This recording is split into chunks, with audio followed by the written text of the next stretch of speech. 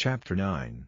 And when the queen of Sheba heard of the fame of Solomon, she came to prove Solomon with hard questions at Jerusalem, with a very great company, and camels that bear spices, and gold in abundance, and precious stones. And when she was come to Solomon, she communed with him of all that was in her heart.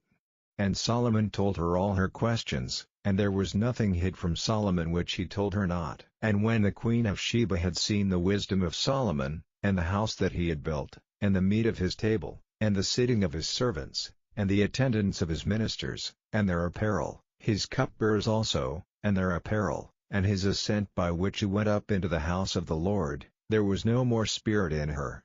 And she said to the king, It was a true report which I heard in mine own the land of thine acts, and of thy wisdom, howbeit I believed not their words, until I came, and mine eyes had seen it, and, behold, the one half of the greatness of thy wisdom was not told me, for thou exceedest the fame that I heard. Happy are thy men, and happy are these thy servants, which stand continually before thee, and hear thy wisdom.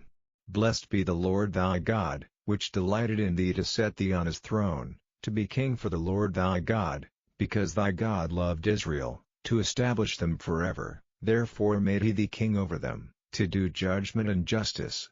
And she gave the king 120 talents of gold, and of spices great abundance, and precious stones. Neither was there any such spice as the queen of Sheba gave King Solomon. And the servants also of Hiram, and the servants of Solomon, which brought gold from Ophir, brought algum trees and precious stones.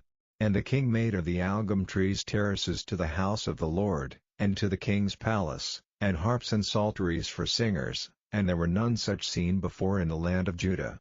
And King Solomon gave to the queen of Sheba all her desire, whatsoever she asked, beside that which she had brought unto the king. So she turned, and went away to her own land, she and her servants. Now the weight of gold that came to Solomon in 1 year was 666 talents of gold, beside that which chapmen and merchants brought.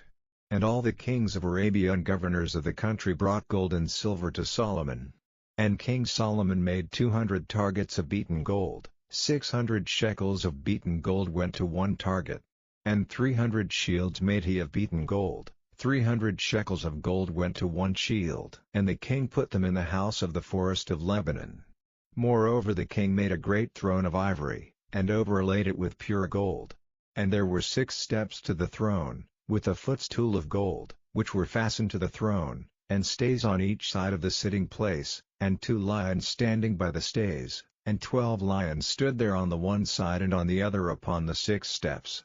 There was not the like made in any kingdom. And all the drinking vessels of King Solomon were of gold, and all the vessels of the house of the forest of Lebanon were of pure gold, none were of silver. It was not anything accounted of in the days of Solomon.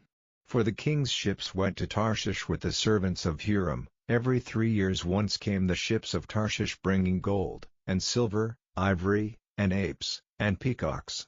And King Solomon passed all the kings of the earth in riches and wisdom. And all the kings of the earth sought the presence of Solomon, to hear his wisdom, that God had put in his heart. And they brought every man his present, vessels of silver, and vessels of gold, and raiment, harness, and spices, horses, and mules, a rate year by year.